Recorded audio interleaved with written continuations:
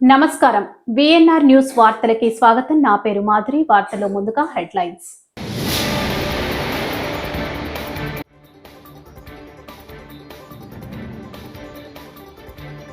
హంద్రీనివాకు నీరు విడుదల చేసిన సీఎం చంద్రబాబు.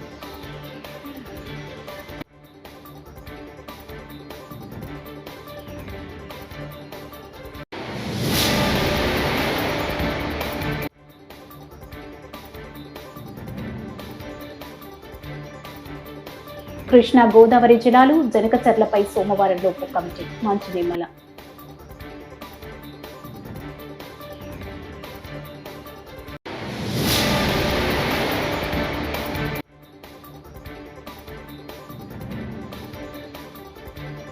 మందు బిర్యానీ వద్దు, గిట్టుబాటు ధర ఇస్తే చాలు మాజీ ఎమ్మెల్యే కాసు మహేష్ రెడ్డి.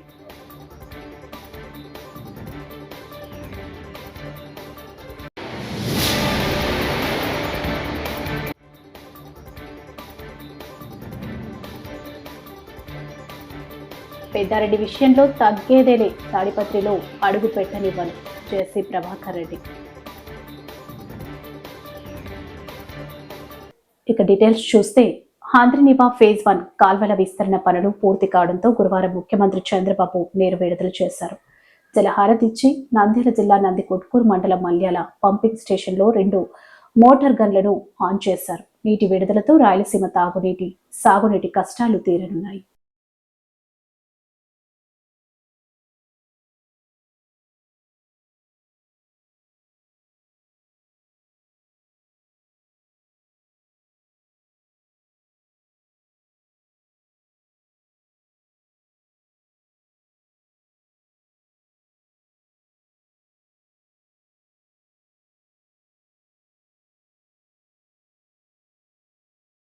రెండు 2019లో ఈ రాష్ట్రంలో ఒక పార్టీ వచ్చింది. మీరందరూ కూడా ఆలోచించారు. ఒక్క ఛాన్స్ అన్నాడు, అందరూ ఏమారారు. పర్వాలేదు, సిబిఎన్ బానే చేస్తున్నాడు, బాబు గారు బానే చేస్తున్నారు, ఒక్కసారి ఇస్తే ఏదో పొడస్తాడనుకుంటే కుమ్మి కుమ్మి బాధుడే బాధుడు. అవునా కాదా? నరుకుడే నరుకుడు. అంటే ఎందుకు నేను ఈ మాట వాడుతున్నానంటే, రాజకీయాల్లో కొన్ని విలువలుంటాయి. నేను 45 ఏళ్ల నుంచి రాజకీయాల్లో ఉన్నా. నేను ఎప్పుడు ముఖ్యమంత్రి అయినా ఒక ప్రాజెక్టు కట్టాలి, ఒక ఇండస్ట్రీ తేవాలి, ఒక రోడ్ వేయాలి, మన పిల్లలకు ఉద్యోగాలు కల్పించాలి, మీ జీవన ప్రమాణాలు పెరగాలని చెప్పి ఆలోచించాను. అదేవిధంగా మీరు ఒకసారి చూస్తే 14-19 5 సంవత్సరాల్లో 12,500 కోట్ల రూపాయలు రాయలసీమ ప్రాజెక్టుకి ఖర్చు పెట్టిన పార్టీ తెలుగుదేశం పార్టీ అని చెప్పి మీకు తెలియజేస్తున్నా. రాయలసీమ గురించి మాట్లాడతారు, కులాలని రెచ్చగొడతారు, మతాలని రెచ్చగొడతారు. నేను అడుగుతున్నా, మీరు 5 ఏళ్లుంటే కనీసం 2,000 కోట్ల రూపాయలు ఖర్చు పెట్టాలని మనస్సు మీకు రాలేదు. ఎవరు రాయలసీమకు మంచి చేశారో మీరు అర్థం చేసుకోవాల్సిన అవసరం ఉంది. మాటలు చెప్పడం చాలా ఈజీ. నేను ఆ రోజు ఈ కాలువలు చూసిన తర్వాత ఈ కాలువలు చాలవని 2018లో కాలువ వెడల్పు చేయాలని 3,850 క్యూసెక్స్ నీళ్లు పోవడానికి, కాలువలన్నీ వెడల్పు చేయడానికి టెండర్లు పిలిచాను. కొత్త పార్టీ వచ్చింది, టెండర్లు క్యాన్సిల్ చేశారు, చేసి గొప్పలు చెప్పారు. 2,000 కాదు, 3,800 కాదు, నేను 10,000 క్యూసెక్లు తీసుకెళ్తానని చెప్పి మాట్లాడి తమ్ముళ్ళు 10 పైసలు ఖర్చు పెట్టిన వాళ్ళని ఏమనాలని నేను అడుగుతున్నా. వీళ్ళు ఫేక్ పార్టీ అవునా కాదా మీరే ఆలోచించమని అడుగుతున్నా. హంద్రీనివా పైన 1 రూపాయి పెట్టారా తమ్ముళ్ళు అని మిమ్మల్ని అడుగుతున్నా. కడాన మీరు ఒక్కసారి చూస్తే కుప్పంలో ఒక పెద్ద డ్రామా వేశారు. కాలువలో నీళ్లు లేవు, సినిమా సెట్టింగ్లు తయారు చేసి. తెలుగు రాష్ట్రాల నీటి అంశాలపై ఏపీ తెలంగాణ సీఎంల చర్చలు స్నేహపూర్వక వాతావరణంలో జరిగాయని ఏపీ జల వనరుల శాఖ మంత్రి నిమ్మల రామానాయుడు తెలిపారు. గోదావరి, కృష్ణా నదులు నీటి కేటాయింపులపై చర్చించానన్నారు. ఢిల్లీలో AP CM Chandrababu Telangana CM Revanth రెడ్డితో కేంద్ర జలశక్తి శాఖ సమావేశం అనంతరం మంత్రి మీడియాతో మాట్లాడారు. పాత్రికేయ మిత్రులందరికీ కూడా ముందుగా నమస్కారాలు తెలియజేసుకుంటూ, ఈరోజు గౌరవ కేంద్ర జలశక్తి మంత్రివర్యులు సిఆర్ పాటిల్ గారి యొక్క సారథ్యంలో గౌరవ ఆంధ్రప్రదేశ్ రాష్ట్ర ముఖ్యమంత్రి వర్యులు చంద్రబాబు నాయుడు గారు, గౌరవ తెలంగాణ రాష్ట్ర ముఖ్యమంత్రి వర్యులు రేవంత్ రెడ్డి గారు, అదేవిధంగా ఆంధ్రప్రదేశ్, తెలంగాణ సంబంధించినటువంటి ఇరిగేషన్ శాఖ మంత్రులు గౌరవనీయులు ఉత్తమ్ రెడ్డి గారు, అదేవిధంగా మరి ఇరు రాష్ట్రాలకు సంబంధించినటువంటి ఆఫీసర్సు, అదేవిధంగా మరి యొక్క సిడబ్ల్యూసి సంబంధించినటువంటి అధికారులందరి సమక్షంలో కూడా మరి ఈరోజు ఆంధ్రప్రదేశ్ అదేవిధంగా తెలంగాణ ఇరు రాష్ట్రాలకు సంబంధించినటువంటి గోదావరి, కృష్ణాకి సంబంధించినటువంటి ఏదైతే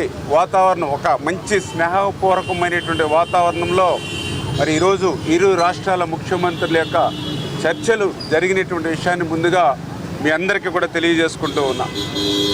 ఒక మంచి వాతావరణంలో ఇరు రాష్ట్రాలు కూడా ఇచ్చిపుచ్చుకునేటువంటి వాతావరణంలో, అందులో కూడా ముఖ్యంగా మరి 3 అంశాల మీద ఈరోజు మీటింగ్లో కూడా నిర్ణయాలు తీసుకోవడం జరిగింది.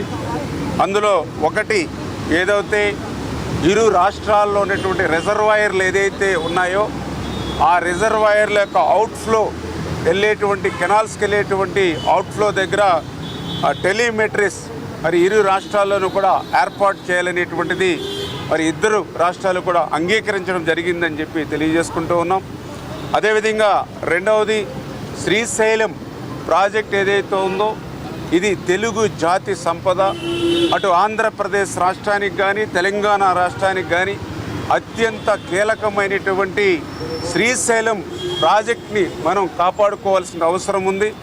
ఆ ఉద్దేశంతో శ్రీశైలం ప్రాజెక్టుకి ఈ మధ్య కాలంలో ఏదైతే రిపేర్స్ విషయంలో కానీ, రక్షణ విషయంలో కానీ ఏదైతే మరి నిపుణులు ఇచ్చినటువంటి ఏవైతే ఆ డైరెక్షన్స్ ఉన్నాయో వాటిని ఫాలో అయ్యేటువంటి విధంగా మరి త్వరలోనే ఆ శ్రీశైలంకి సంబంధించినటువంటి ఆ రిపేర్స్, రక్షణ చర్యలు కూడా వెంటనే తీసుకోవాలనేటువంటి నిర్ణయం. అంటే ఏదైతే సిడబ్ల్యూసి ఏదైతే గైడ్లైన్స్ ఇవ్వడం జరుగుతుందో, సిడబ్ల్యూసి రికమెండేషన్స్ ఏదైతే ఇవ్వడం జరుగుతుందో వాటిని దృష్టిలో పెట్టుకుని ఆ శ్రీశైలం ప్లంజ్ పూల్ అదేవిధంగా రక్షణ చర్యలు కూడా వెంటనే చేపట్టి ఆ శ్రీశైలం ప్రాజెక్టుని అటు తెలంగాణ ఇటు ఆంధ్రప్రదేశ్ కాపాడుకోవాలనేటువంటిది కూడా ఇరు రాష్ట్రాల ముఖ్యమంత్రులు కూడా సమిష్టిగా నిర్ణయం తీసుకోవడం జరిగిందని చెప్పి కూడా తెలియజేసుకుంటూ ఉన్నాం. అదేవిధంగా మూడవది, ఏదైతే ఈ యొక్క కృష్ణా నదికి సంబంధించినటువంటి బోర్డు ఏదైతే కేఆర్ఎంబి బోర్డు ఏదైతే ఉందో, మాజీ సీఎం జగన్ ఏం చెప్పినా వింటా, కానీ పెద్దారెడ్డి విషయంలో తగ్గేదిలే అని తాడిపత్రి మున్సిపల్ చైర్మన్ జేసీ ప్రభాకర్ రెడ్డి ఘాటు వ్యాఖ్యలు చేశారు. అనంతపురం జిల్లా తాడిపత్రిలో ఆయన మీడియా సమావేశం నిర్వహించారు. తాడిపత్రిలో పెద్దారెడ్డిని ఎట్టి పరిస్థితుల్లో అడుగు పెట్టనివ్వమని అన్నారు. మా నాన్న ఫ్రీడమ్ ఫైటరు, మా నాన్న జిల్లా పరిషత్ చైర్మన్, ఎమ్మెల్సీ, 2 సార్లు రాజ్యసభ మెంబరు, చనిపోయేంత వరకు పార్టీలో పనిచేసేవాడు. దివాకర్ రెడ్డి 6 సార్లు ఎమ్మెల్యే, ఒకసారి మినిస్టరు, ఎంపీ. నేను 5 సార్లు ఎమ్మెల్యే, ఇది మున్సిపల్ చైర్మన్, ఒకసారి ఎమ్మెల్యే నేను కూడా. ఇప్పుడు నా కుమారుడు ఎమ్మెల్యే. వాస్తవం చెప్పాలంటే ప్రసన్న గురించి మాట్లాడినావు. ప్రసన్న స్వయాన నా భార్య తమ్ముడు, శ్రీనివాసరెడ్డి గారి కుమారుడు. మరి మాకు ఉంది కదా, ఆయన ఒక్కసారి అయిన దానికి నువ్వు ఇంత బాధపడతానవే, 6 సార్లు ప్రసన్న అయిన దానికి బాధపడతానవే, మరి మేమెంత బాధపడాలా? అవును జగన్, మీరు యాపొద్దు ఎవరింటికి పోలేదే, పవర్ ఉందని. సతీష్ రెడ్డి ఇంటికి పోయినారా? పోలేదే. మీ తాత పెద్ద ఫ్రాక్షనిస్టే, ఆయన ఎప్పుడు ఎవరింటి మీద పోలేదే, ఎవరింటి మీద పోలే. వాస్తవం చెప్పాలంటే మీ తాతగారు చనిపోయిన రోజు మధ్యాహ్నం వరకు బాగున్నది పులివెందుల. ఎందుకంటే మా పెద్ద రాజశేఖర రెడ్డి వద్దు వద్దు అంటే, ఇదే కేతిరెడ్డి గారు ఫ్యామిలీ వచ్చిన తర్వాతే డిఎన్ రెడ్డి ఇల్లు కాల్చినది. మరి నీకు బతుకుందా లేదో అమ్మని అడుగు, చెప్తాది. ఆ రోజు అంత ఘోరం జరిగితే మీ ఇంట్లో మరి ఆ వద్దు వద్దన్నారు. ఎన్ని ఘోరాలు చేసినాడంటే చెప్తే మీ వాళ్ళకి అందరూ మన బుక్లు ఇచ్చింది. ఇవన్నీ ఆయన రికార్డే, ఇవన్నీ ఆయన రికార్డ్. మా ఇంటికి వచ్చి వాళ్ళ నాన్న ఎమ్మెల్యే ఎన్నిసార్లు? 9 సార్లు.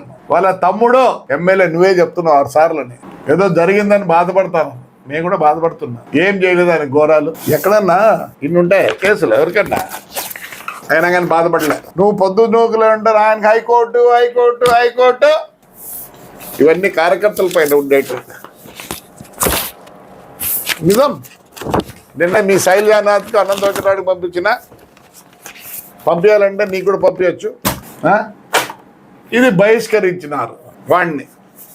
దీంట్లో లోయర్ కోర్టు, డిస్ట్రిక్ట్ కోర్టు, హైకోర్టులో 6 సార్లు, ప్రెసిడెంట్ ఆఫ్ ఇండియాకు, హ్యూమన్ రైట్స్ అన్ని దాంట్లో వాడిని పంపిండి అన్నారు.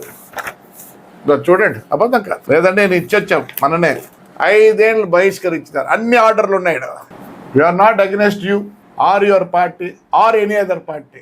నేను కూడా నువ్వు చదువుకున్న స్కూల్లో నేను చదివినా. నువ్వు ఎప్పుడు చెప్తాను నేను ఫస్ట్ స్టాండర్డ్ స్టూడెంట్ కాదు, బట్ స్టిల్ నా పేరు ఈ రోజు కూడా లైబ్రరీ బోర్డులలో నా పేర్లు ఉన్నాయి. మేము కూడా బాగానే బతుకున్నాం. ఇంకోటి చెప్తాను, నేను ఇంతవరకు నువ్వు ఎప్పుడు ఇంపోర్టెడ్ కార్లో తిరగలే. పాపం ఎప్పుడు ఇండియన్ కార్లో తిరుగుతాను. ఈ రోజు కూడా ఫార్చ్యూనర్. నువ్వు ఏమి తెప్పించుకోవాలనే తెచ్చుకునే శక్తి నీకుంది. రైతులకు మందు బిర్యానీ వద్దు, కానీ పండించిన పంటలకు కనీస గిట్టుబాటు ధర ఇప్పిస్తే చాలని వైఎస్ఆర్సీపీ నేత మాజీ ఎమ్మెల్యే కాసు మహేష్ రెడ్డి డిమాండ్ చేశారు.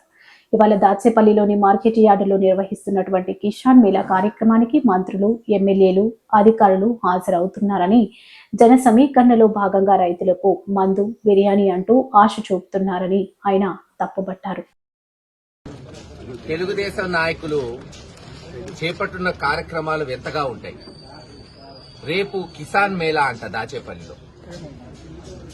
రాజశేఖర రెడ్డి గారు చెప్పినట్టు సొంత అమ్మకేమో ఏమీ చేయలేని వాడు పిన్నమ్మకి బంగారు గాజులు ఇచ్చాడంట, అట్లుంటుంది. ఈ రోజు రైతులు బాబు మాకు మద్దతు ధర లేదు, పొగాకు రైతులు పాపం ఆందోళన చెందుతుంటే వాళ్ళ మీద పోలీసులు పెట్టి దాడి చేయించి వాళ్ళని నిర్బంధించి బెదిరించి కనీసం గిట్టుబాటు ధర లేకుండా తరిమేశారు. వీళ్ళంట రేపు కిసాన్ మేళా పెట్టి రైతులకు న్యాయం చేస్తారు. పత్తి గిట్టుబాటు ధర లేక రైతులు ఆందోళన చెంది అప్పుల పాలైతే పల్నాడులో ఎంపీలున్నారు, ఎమ్మెల్యేలున్నారు, పట్టించుకున్న నాదుడే లేడు. వీళ్ళు ఇంకా మేళాలు పెట్టి ఎవరికి న్యాయం చేస్తారో చెప్పండి. లేదు, అనేక చోట్ల చూస్తున్నాం. జగన్మోహన్ రెడ్డి గారు పొగాకు రైతుల కొరకు పొదిలిపోతే అక్కడ రైతుల మీద కేసులు, లేదు బంగారు పళ్ళెం పోతే అక్కడ కేసులు మామిడి రైతుల మీద. ఇలా ఎక్కడ రైతుల కొరకు వైఎస్ఆర్సీపీ పార్టీ నిరసన చేస్తుంటే మరి అక్కడ రైతుల మీద అక్రమంగా కేసులు పెట్టి వాళ్ళని బెదిరిస్తున్నారు. మరి దాచేపల్లిలో వీళ్ళు పెట్టే మేళా దేనికో ఎందుకో ఎవరికీ తెలియట్లా. కానీ ఒక్కటి చెప్తున్నా, దాచేపల్లిలో పత్తి కొనుగోలు కేంద్రంతో పాటు పత్తి ఎటు సీసీఐ వాళ్ళు కొనేవాళ్ళు, మిర్చి కొనుగోలు కేంద్రం మొట్టమొదటిసారి వైఎస్ఆర్సీపీ ప్రభుత్వంలో తీసుకొచ్చాం. ఎలాగైతే గుంటూరు మార్కెట్ యార్డ్ లాగా దీన్ని అభివృద్ధి చేయాలని మొదలైంది. 2 సంవత్సరాలు బాగానే కొనుగోలు జరిగినాయి. కానీ ఈ సంవత్సరం నుంచి దిక్కు మొక్కు లేదు. తక్షణమే నిధులు సేకరించి గుంటూరు మార్కెట్ యార్డ్కి దీటుగా నడికుడి మార్కెట్ యార్డ్ని మరి అభివృద్ధి చేయాలి. అందుకే దాన్ని పిడుగురాళ్ల నుంచి వేరు చేశాం. ఎందుకంటే దాన్ని ప్రత్యేకంగా మిర్చికి నడికుడి మార్కెట్ యార్డ్ వాడుకోవచ్చు. మనం చేయటమే కాదు, అక్కడున్న ఏజెంట్లకి, ఏదైతే గుంటూరులో ఉన్న ఏజెంట్లకి, ఎక్స్పోర్టర్లకి తెచ్చి లైసెన్సులు కూడా ఇప్పించాను. కానీ ఈ సంవత్సరం నుంచి వాళ్ళని పిలిచినోడు లేడు, పట్టించుకున్నోడు లేరు. అందుకే రావట్లా. అదే గనక మనం మన ప్రాంతంలోనే ఇప్పుడు కోల్డ్ స్టోరేజీలు కూడా వచ్చినాయి. బ్రహ్మాండంగా 4-5 ఎక్స్ట్రా కూడా వచ్చినాయి 5 ఏళ్లలో. ఇప్పుడు మేము కోరుకునేది ఎక్స్పోర్టర్స్ ని, అక్కడున్న ఏజెంట్స్ ని, గుంటూరు వాళ్ళని ఆహ్వానించి ఎవరికైతే షాపులు ఇచ్చామో ఈ సంవత్సరం అన్నా వచ్చే మరి పంట చేతికొచ్చేటప్పటికి అది డిసెంబర్ జనవరి అవుతుంది. కాబట్టి కొనుగోలు కేంద్రాలు మన నడికుడిలోనే మొదలుపెట్టి ఆ మార్కెట్ యార్డ్ ని అభివృద్ధి చేయవలసిందిగా ఈ ప్రభుత్వాన్ని డిమాండ్ చేస్తుంది. తాను నటించిన పరద సినిమాకి వంశీ విడుదల తేదీ దొరకడానికి 6 నెలలు పట్టిందని నటి అనుపమ పరమేశ్వరన్ అన్నారు. ఆమె కీలక పాత్రలో ప్రవీణ్ కండ్రేగుల తెరకెక్కించిన చిత్రం పరద ఆగస్టు 22న ఈ సినిమా ప్రేక్షకుల ముందుకు వస్తున్నట్లు టీం అధికారికంగా ప్రకటించింది. ఈ సందర్భంగా అనుపమ మాట్లాడారు. జనవరిలో మాట్లాడాం కదా, లైక్ ఫర్ ది ఈవెంట్. దాని తర్వాత ఇప్పుడు ఆల్మోస్ట్ 6 months అయింది. చాలా టైం పట్టింది. ఏం చేయగలం, ఒక మంచి రిలీజ్ డేట్ దొరకాలి కదా. అది ప్రతిసారి మేమేదో ఓకే ఇది మంచి డేట్ అవుతుంది, ఇప్పుడు రిలీజ్ చేస్తే బాగుంటుంది అని అనుకుని మేము ప్రమోషన్కి అంతా రెడీ అయినప్పటికీ వేరే సినిమాలు వస్తాయి. పెద్ద సినిమాలు వస్తే మాకు థియేటర్ దొరకాలి కదా, దొరకట్లేదు. అదే డేట్ అసలు రావు అని మేము నెక్స్ట్ వీక్ ఓకే సరే నెక్స్ట్ వీక్ మనం రిలీజ్ చేద్దాం అనుకుంటే ఈ సినిమాలు పుష్ అవుతాయి, మళ్ళీ అది డిలే అవుతుంది అని చెప్పి ఇది ఒక లూప్లో జరుగుతుంది చాలా రోజుల నుంచి. నిజం చెప్పాలంటే ఒక అమ్మాయి పిక్చర్ ఒక పోస్టర్గా వచ్చిందంటే అందరూ వెనక్కి వెళ్ళిపోతారు. అది ప్రొడ్యూసర్స్ కావచ్చు, డిస్ట్రిబ్యూటర్స్ కావచ్చు, ఓటీటీ కావచ్చు, ఆడియన్స్ కూడా అవ్వచ్చు, అందరూ వెనక్కి వెళ్ళిపోతారు. అది ఎంత మంచి సినిమా అయినా సరే అది అంతే. అండ్ అది తప్పని నేను చెప్పట్లేదు, కానీ అది రియాలిటీ. అండ్ ఆ రియాలిటీ చెక్కి నాకు ఇంత అండర్స్టాండింగ్ రావడానికి వచ్చిన సినిమా నా లైఫ్లో పరదా. పాస్ట్ ఫ్యూ ఇయర్స్ నుంచి, ఎస్పెషలీ పాస్ట్ 1 year నుంచి, మా సినిమా యాక్చువల్లీ ఒక 1 year ముందే రెడీ అయిపోయింది మొత్తానికి.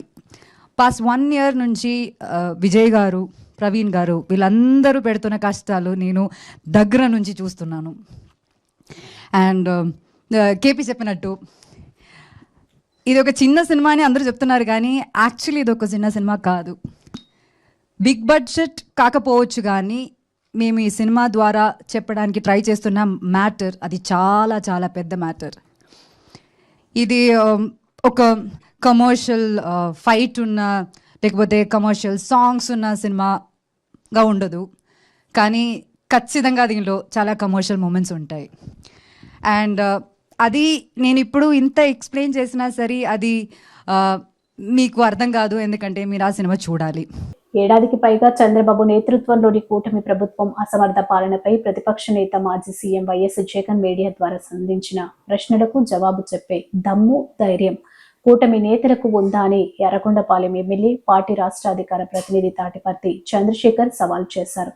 తాడిపల్లి వైఎస్ఆర్సీపీ కేంద్ర కార్యాలయంలో మీడియాతో మాట్లాడుతూ వైఎస్ జగన్ ప్రశ్నలకు బదులివ్వలేక వైఎస్ఆర్సీపీ పైన, వైఎస్ జగన్ పైన వ్యక్తిగత దూషణలకు దిగడం సిగ్గుచేటన్నారు. ఈ ఒక్క సంవత్సరంలో పెరిగినటువంటి ఈ అసంతృప్తిని కంట్రోల్ చేసుకోలేనటువంటి మీరు వైఎస్ఆర్ కాంగ్రెస్ పార్టీగా అధికారంలోకి రాదు అని పగటి కలలు కంటున్నారు. గుర్తుపెట్టుకోవాలి, ఒక్క సంవత్సరంలోనే మీ పార్టీని చీత్కరించుకుంటున్నారు ప్రజలు. మీ నాయకుడికి ఎక్కడికి పోయినా ఆదరణ కరువైంది. మీరు తొలి అడుగని ప్రవేశపెట్టినటువంటి మొదటి తప్పటడుగు గ్రామాలలోకి మీ నాయకుల్ని రాకుండా తరుముకుంటున్నటువంటి పరిస్థితి కనపడుతుంది. 1,75,000 కోట్ల రూపాయలు అప్పు చేసినటువంటి చంద్రబాబు నాయుడు గారు ఈ రోజుకి ఒక్కటంటే ఒక కొత్త పథకాన్ని ప్రవేశపెట్టకపోగా ఒక్కటంటే ఒక్క కొత్త ఉద్యోగాన్ని ఇవ్వలేకపోయాడు. ఒక్కటంటే ఒక్క పరిశ్రమను తీసుకురాలేకపోయాడు. ఇవాళ విశాఖపట్నంలో లూలు కంపెనీకి అడ్డగోలుగా అప్పనంగా రూపాయికి కట్టబెట్టినటువంటి ఆ స్థలం యొక్క విలువెంత? మేము ఇచ్చాం ఇనార్బిట్ మాల్కి. అద్భుతమైనటువంటి నిర్మాణం విశాఖపట్నం నడిబొడ్డులో అద్భుతమైనటువంటి నిర్మాణం ఇనార్బిట్ మాల్ జరుగుతుంది. 8,000 మందికి పైగా దానిలో ఉద్యోగాలు కల్పించబడబోతున్నాయి. ఇది విజన్ అంటే. విషపు రాతలకి విజన్ అనే స్టిక్కర్లు అతికించడం కాదు. అస్త్రాలుగా మీ యొక్క తెలుగు దేశం పార్టీ యొక్క మీడియా ఛానల్స్ ఉన్నాయి, పత్రికలు ఉన్నాయని పిచ్చి రాతలు రాసి విజన్ అనే స్టిక్కర్స్ పెట్టుకొని 40 సంవత్సరాల నుంచి ఊరేగినట్టు ఇప్పుడు ఊరేగుతామంటే కుదరదు. ఇప్పుడున్నది వైఎస్ఆర్ కాంగ్రెస్ పార్టీ. మీ అబద్ధాలని ఎత్తి చూపుతూనే ఉంటాం, మీ అసత్యాలని ఎత్తి చూపుతూనే ఉంటాం, మీ ఫెయిల్యూర్స్ని ఎత్తి చూపుతూనే ఉంటాం. మీరు ప్రజలకు ఇచ్చినటువంటి పథకాలు ఇవ్వకపోతే మీ మెడలు వంచి పథకాలు ఇచ్చేటట్లు చేస్తాం. ఇది మా బాధ్యత, మేము తీసుకున్నాం. ప్రజల వైపున ఖచ్చితంగా పోరాటం చేస్తాం. వైఎస్ఆర్ కాంగ్రెస్ పార్టీని మాట్లాడడానికి సిగ్గుండాలి మీకు. 3 సార్లు ముఖ్యమంత్రిగా చేసినటువంటి వ్యక్తి మన అమరావతి అనేటటువంటి పేరు చెప్పి బతికేస్తున్నాడు. 6 సంవత్సరాలు అయిందా ఈ రోజుకి అమరావతి అనేటటువంటి పేరు చెప్పి పరిపాలించడం మొదలుపెట్టి చంద్రబాబు నాయుడు గారు 6 సంవత్సరాలు కంప్లీట్ చేసుకున్నారు. అమరావతిలో ఏం చేశారా మీరు? ఒక్క అభివృద్ధి కార్యక్రమం జరిగిందా? చిట్ట చివరికి కేంద్రం నుంచి వచ్చినటువంటి నిధులను కూడా మీరు డైవర్ట్ చేశారని, అమరావతికి కేటాయించినటువంటి నిధులను కూడా కేంద్రం ఇవ్వకపోతే ఇవాళ జోలి పట్టుకోవడానికి మళ్ళీ వెళ్ళాడు. వైఎస్ఆర్సీపీ నుంచి నన్ను సస్పెండ్ చేసిన పార్టీకి విధేయుడుగానే ఉంటానని హిందూపురం వైకాపా సీనియర్ నాయకుడు నవీన్ నిచ్చల్ స్పష్టం చేశారు. గురువారం హిందూపురంలో ఆయన మాట్లాడుతూ, నేను బతికున్నంత వరకు కార్యకర్తలు అధైర్యపడవలసిన అవసరం లేదని అన్నారు. సస్పెండ్ చేసినంత మాత్రాన పక్క పార్టీ వైపు చూడనని వైకాపాకు విధేయుడిగానే ఉంటానని నవీన్ నిచ్చల్ స్పష్టం చేశారు. ఆయన పైన ఉన్నటువంటి అభిమానంతో ఆయన కోసం పని చేస్తాను ముందు కూడా. దాంట్లో ఎక్కడా తేడాలు నన్ను సస్పెండ్ చేసేసినారు, నేను ఇంకో పార్టీ వైపు చూసే పరిస్థితి లేదు. సొంతంగా నేను రాజకీయాల్లోకి వచ్చినప్పటి నుంచి 89లో రాజకీయాల్లోకి వచ్చినప్పటి నుంచి నాకు ఏదైతే నా మైండ్లో ఉందో కాన్సెప్ట్ మేరకు నేను కంపల్సరీగా నేను పని చేసుకుంటా పోతానే ఉంటా. నాకు పేద ప్రజానీకానికి ఏదో నాకు భగవంతుడు ఇచ్చిన శక్తి మేరకు నేను వాళ్ళకి తోడ్పాటు ఉంటా. దాంతోపాటు మరీ ముఖ్యంగా కార్యకర్తలకు ఈ సందర్భంగా చెప్పేది ఏంటంటే, ఎవరు కూడా డిలా పడాల్సిన అవసరం లేదు, డిలా పడద్దండి. నవీన్ నిశ్చల్ బతుకున్నంత వరకు వైఎస్ఆర్ పార్టీ కార్యకర్తకు కానీ నా మనుషులు జోలుకు కానీ ఎవరైనా వస్తే వాళ్ళని ఏం చేయాలనేది నాకు బాగా తెలుసు. 100కి 100% చేస్తా. నా వాళ్ళ కోసం నిలబడతా, నా వాళ్ళ కోసం ఉంటా, నా వాళ్ళ ప్రతి ఒక్క పనిలోనూ ప్రతి ఒక్క కష్టంలోనూ వాళ్ళకు తోడుగా ఉంటా. రాజకీయంగా వాళ్ళని ఎదుగనిస్తూ నేను ఎదుగుతా. నూతన జాతీయ విద్యా విధానాన్ని అమలు చేయాలని బీజేపీ కాకినాడ కన్వీనర్ గట్టి సత్యనారాయణ పేర్కొన్నారు. గురువారం కాకినాడ జేఎన్టీయూలో నూతన విద్యా విధానంపై సదస్సు నిర్వహించారు. Kakinada JNTU KVC Prasad, chairman ఉదయం Bhaskar, secretary Padmaraju, vice chairman Srinivas Kumar, rector Subbarao, మాజీ కేంద్ర మంత్రి పిఎం పల్లంరాజు తదితరులు పాల్గొన్నారు.